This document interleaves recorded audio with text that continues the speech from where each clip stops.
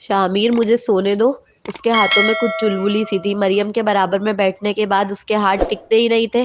کبھی اس کی انگلیوں میں اپنی انگلیاں الجھاتا تو کبھی اس کی زلفوں سے کھیلتا، تو کبھی اس کے گالوں کو سہرانے لگتا تو کبھی اس کے کانوں کی لو کو پکڑ کر نرمی سے مسلنے لگتا۔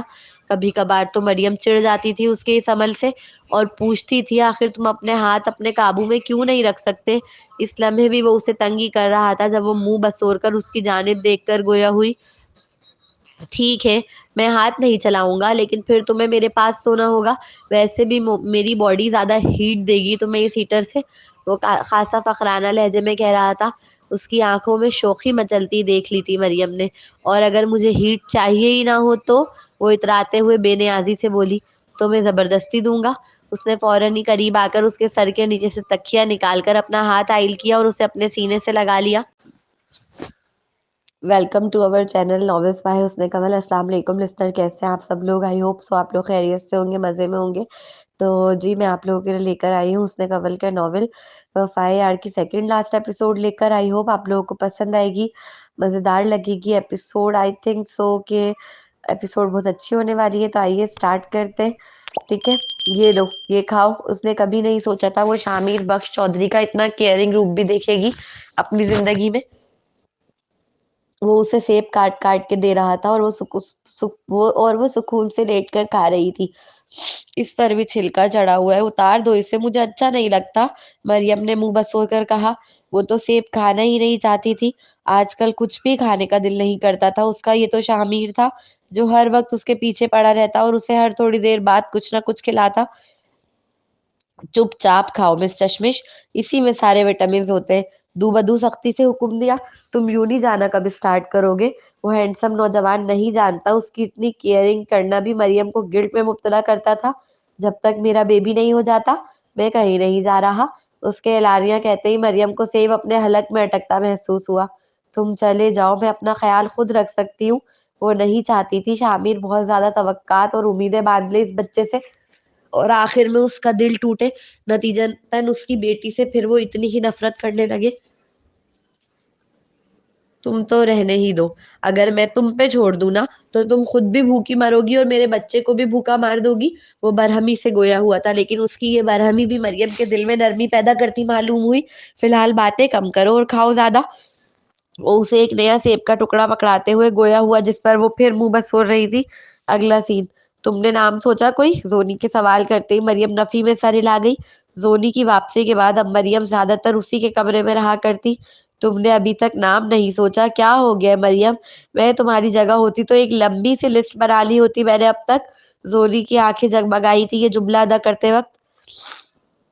اصل میں جیسے جیسے وقت قریب آ رہا ہے ویسے ویسے مجھے ڈر لگنے لگا ہے، وہ پریشان لہجے میں گویا ہوئی تھی اور زونی اس کی پریشانی کو بخوبی سمجھ سکتی تھی۔ اس نے فوراً ہی اپنی بہن کا ہاتھ تھام لیا تھا۔ مریم ڈرنے کی کوئی ضرورت نہیں ہے، وہ میری بھانجی ہے، زونیشا بخش کی بھانجی۔ اسے کوئی کچھ کہے تو ذرا میں منہ نوچ لوں گی اس کا۔ میری باری پر کوئی نہیں تھا اس حویلی میں، مگر اس کی باری پر اس کی خالہ پہلے سے تیار کھڑی ہے۔ زونی کی باتیں سن اس کا دل تھوڑا سکون میں آیا تھا۔ مریم میری ملاقات شہر میں آریان سے ہوئی تھی، وہ تم سے بات کرنا چاہتا ہے ایک بار۔ مجھ سے کیوں؟ مریم الجھ کر، شاید زندگی میں آگے بڑھنے کے لیے اسے تمہاری معافی کی ضرورت ہے اور مجھے لگتا ہے تمہیں کر بھی دینا چاہیے۔ زونی نے اس کا ہاتھ پکڑ کر نرمی سے مسکراتے ہوئے اپنا مشورہ دیا۔ زونی میرے لیے آسان نہیں ہے اسے معاف کرنا، اگر وہ اس وقت مجھ پر تھوڑا سا اعتبار کر لیتا تو مجھے گھر چھوڑ کر بھاگنا نہ پڑتا، میری اولاد آج زندہ ہوتی، میرے مرحوم شوہر کی نشانی آج میرے پاس ہوتی۔ اس کی خوبصورت آنکھوں میں آج بھی ماضی کا غم نمایاں تھا۔ میں سمجھتی ہوں کہ معاف کرنا آسان نہیں ہے، لیکن یہ بھی تو سوچو کہ وہ اوروں سے کہیں بہتر ہے، اسے احساس ہے اپنی غلطی کا، اپنے گناہ کا، اس لیے وہ تم سے معافی مانگ رہا ہے۔ بار بار اسے معاف کر دو تاکہ وہ آگے بڑھ سکے۔ کتنے میں سفارش ٹرن ہوئی ہے؟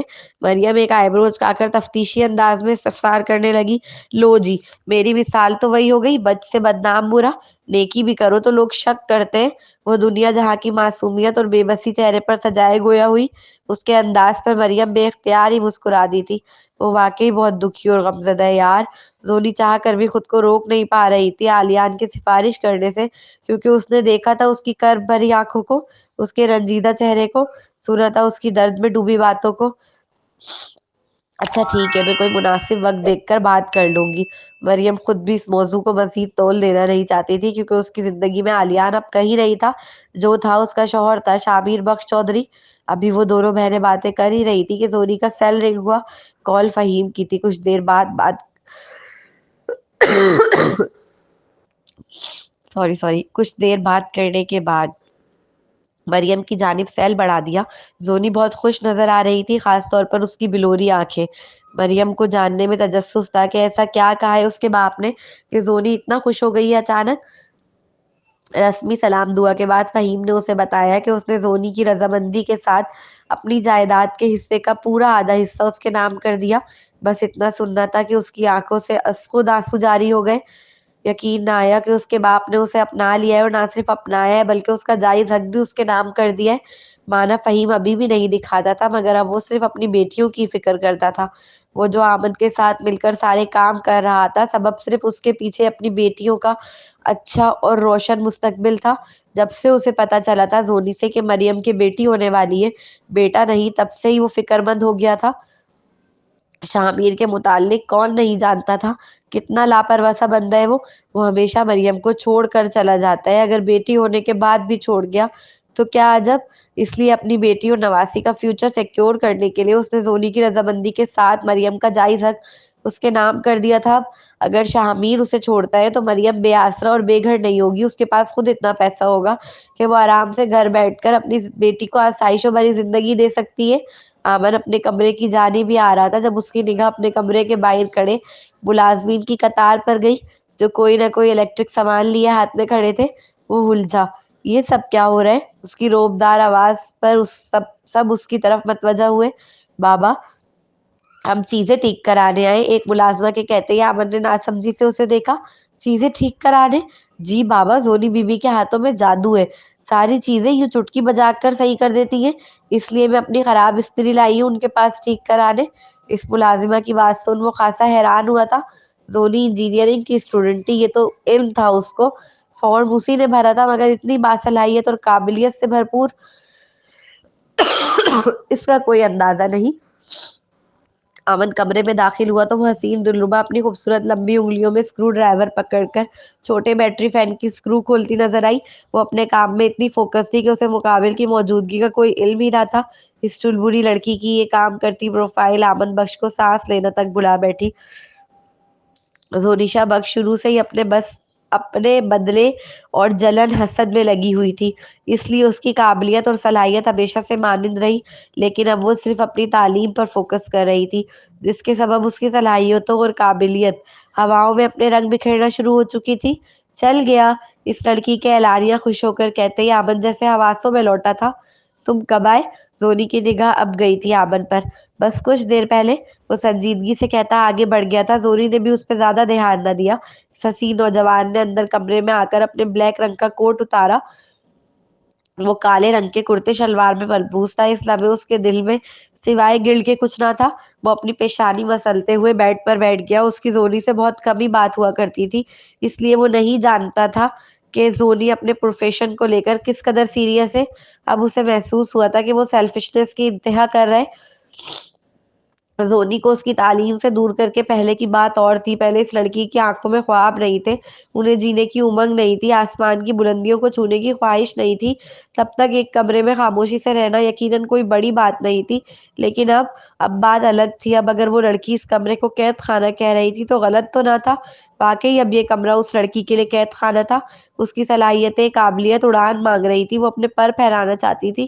کسی بھی آزاد پنچھی کو پکڑ کر ایک کمرے میں قید کر دو تو جو حالت اس کی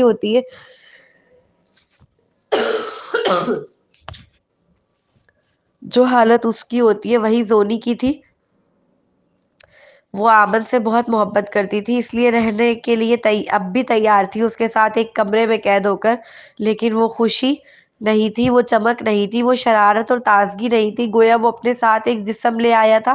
روح تو کئی خوابوں کے پیچھے ہی بھٹکتی رہ گئی تھی شہر میں اس لڑکی کی۔ کیا ہوا؟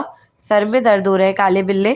وہ ابھی اپنی پیشانی مسل ہی رہا تھا کہ ایک نرم آواز کے آنے پر اس نے نگاہ اٹھا کر دیکھا۔ ہاں، اسباب میں سر ہلایا۔ نہیں بتا سکا اسے کہ سر میں درد نہیں ہو رہا، دل میں درد ہو رہا ہے۔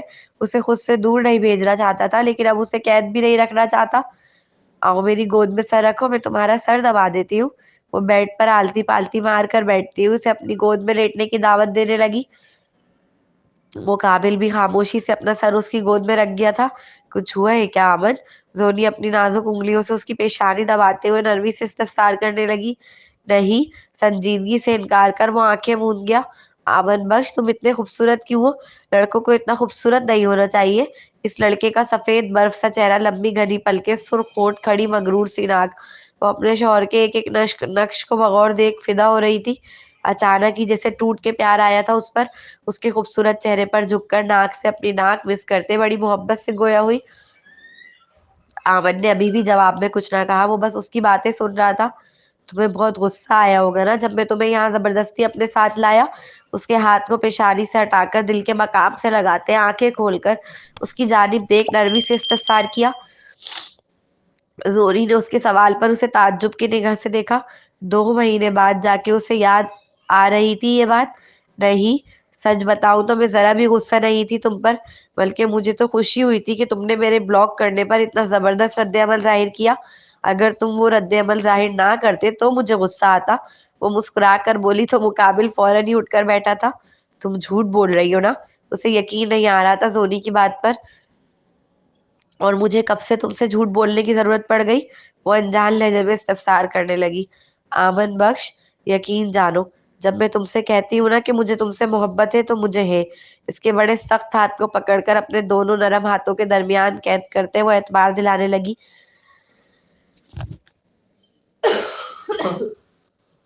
دنیا کی ساری نعمتیں ایک طرف اور آمن بخش زونی کے لیے ایک طرف۔ ان بلوری آنکھوں میں محبت جھلک رہی تھی یہ جملہ ادا کرتے وقت۔ تم مجھے اپنی زندگی میں نعمت سمجھتی ہو؟ گمبھیر لہجے میں پوچھا، جیسے یقین نہ آیا ہو۔ وہ نعمت کیسے ہو گیا جس نے پر چھینے اس کے خوابوں کی اڑان کو مقید کر دیا؟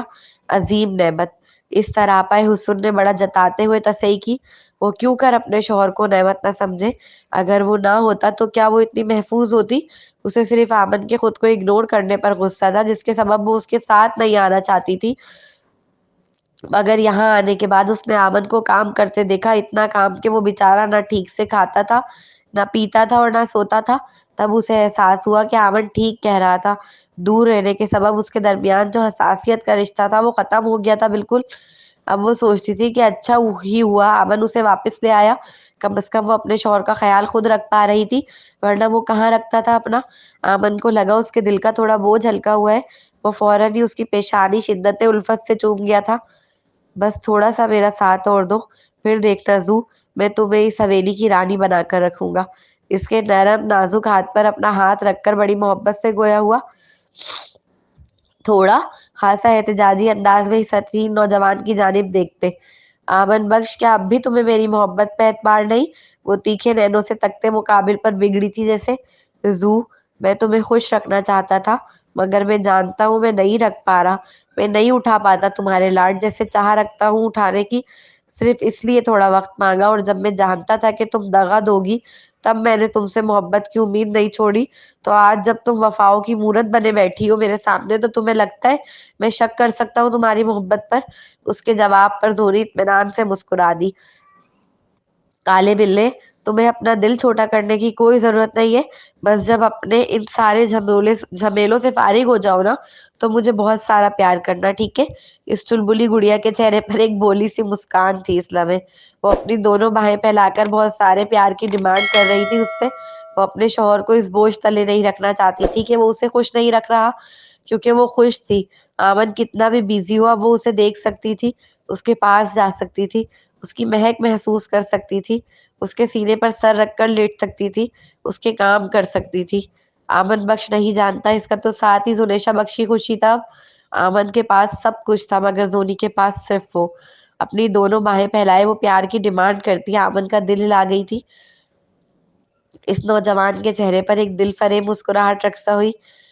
ویسے تھوڑا پیار میں ابھی بھی دے سکتا ہوں، اتنا نکما شوہر بھی نہیں ہوں اب میں، وہ شرارت سے کہتا اس کی زلفوں میں اپنی انگلیاں الجھا کر اس کے نازک وجود کو خود پر گرا گیا، جس پر زونی کے گال لال ہوئے اور سانسیں بھاری۔ रुको रुको।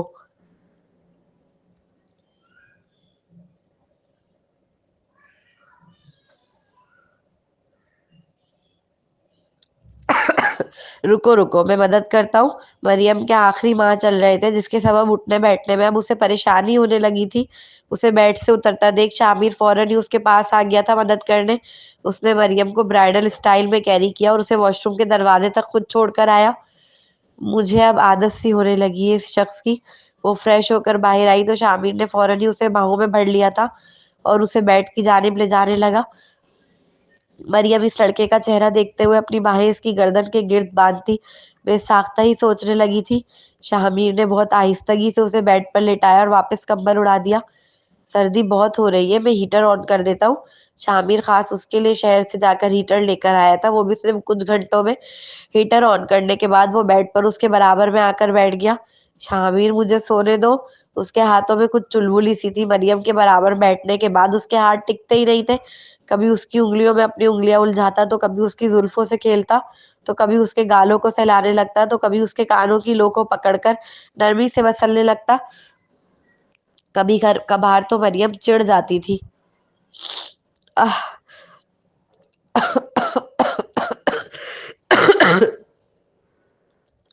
कभी कभार तो मरियम चिढ़ जाती थी उसके इस अमल से और पूछती थी, आखिर तुम अपने हाथ अपने काबू में क्यों नहीं रख सकते?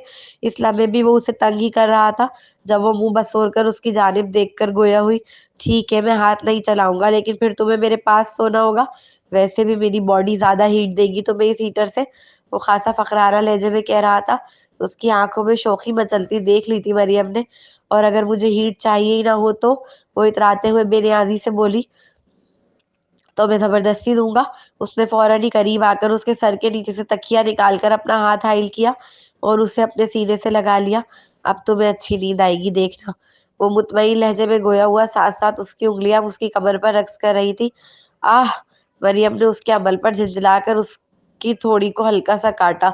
अब तुम्हारी उँगलियाँ चली ना शामिर, तो मैं तुम्हें बेड से नीचे धक्का दे दूँगी। इस दिलनशीं लड़की ने बरहमी से धमकी दी। अच्छा, अच्छा कोशिश करूँगा। वो मुस्कुराते हुए कहता उसे अपने हिसार में जकड़ गया था। कुछ देर बाद ही उसे नींद की आगोश ने आकर घेर लिया, जबकि मरियम वो अभी भी जाग रही थी। क्या हो बेटी होने के बाद तुम बदल जाओगे शामिर? प्लीज़ मत बदलना, मुझे आदत हो गई है तुम्हारी। उसके सीने से अपना चेहरा उठाकर शामिर के हसीन और सोते हुए चेहरे को बगौर तकते गंभीर लहजे में इस्तफ़सार किया, जैसे पूरी ज़िंदगी अटकी हो इस सवाल के जवाब में, जबकि इल्म था कि मुक़ाबिल सो रहे, बल्कि सवाल किया ही इसलिए था क्योंकि जानती थी कि सो रहे। फिर इल्तिजा करने लगी कि ना बदले, क्योंकि उसकी मोहब्बत परवाह की आदत हो गई थी। प्लीज़ मत बदलना, इस बार मिन्नती लहजे में कहते ही उसकी आँखों में आँसू आ गए। उसके सीने से सर टिकाकर उसकी मीठी महक को सूँघने लगी, बगैर किसी परफ्यूम के जो उसके जिस्म से खुशबू आती थी। मरियम को वो दुनिया की सबसे अच्छी खुशबू लगने लगी थी। ज़िंदगी में इसे बहुत सालों बाद खुशियाँ और मोहब्बतें मिल रही थी, लेकिन ये एक बेटे का सदका था, इसलिए अब वो खुदा से दुआ करने लगी थी कि खुदा उसकी झोली में बेटा डाल दे।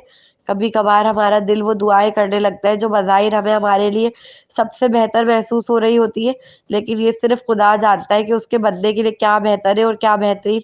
मुमकिन है कि आप बेहतर की ख्वाहिशमंद हो और वो आपके लिए बेहतरीन रखे हुए है।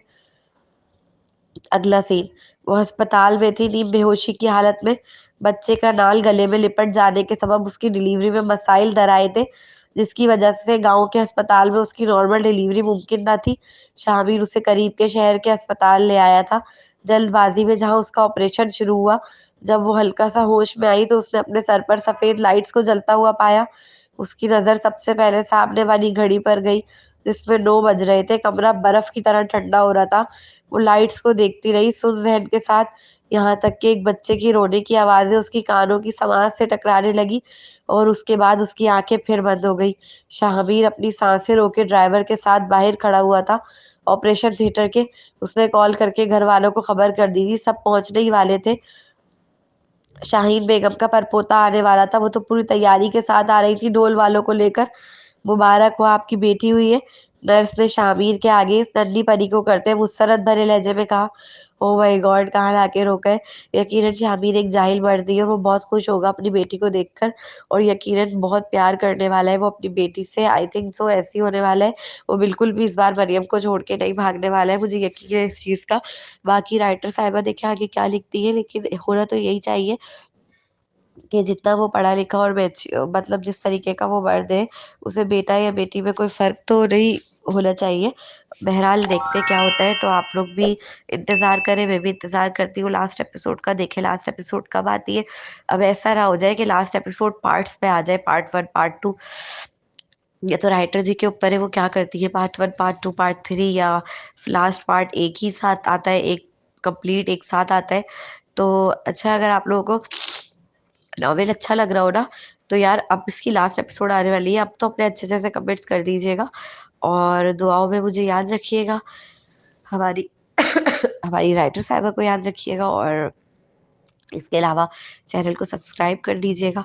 प्लीज़ चैनल को सब्सक्राइब करने में आपको सिर्फ़ एक क्लिक करना पड़ता है बस, ज़्यादा मेहनत नहीं होती, ठीक है? और चलती हूँ मैं। मुझे दुआओं में लाज़मी याद रखिएगा, मेरी थोड़ी तबीयत भी ठीक नहीं है, तो दुआ कीजिएगा जल्दी से ठीक हो जाए ताकि आप लोगों को ये मेरी आवाज़ यकीनन इरिटेट कर रही होगी और इसके अलावा खाँसी भी, तो दुआ कीजिएगा मैं जल्दी से ठीक हो जाऊँ। 3-4 दिन तो हो चुके हैं, मिलते हैं नेक्स्ट एपिसोड में, जब तक के लिए अल्लाह हाफ़िज़।